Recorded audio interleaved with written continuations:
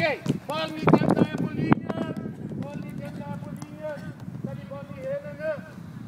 Okay, så tager vi lige indersider og indersider. 2 gange indersider med samme ben og samme bevægelser. Det vil den have i går. I tænker efter I laver en aflevering. Så hvorfor I bare jeg skal til højre til venstre. Hvis jeg afleverer med højre, så skal jeg til højre. Og det er ikke bare det her. Det går ikke.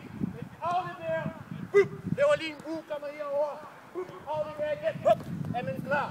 Og grunden til, at vi gør det, er fordi, hvis man laver en aflevering her, og skal løbe den vej, og man skal lave den her vej, så går 1, 2, 3 skridt. Hvis jeg gør sådan her,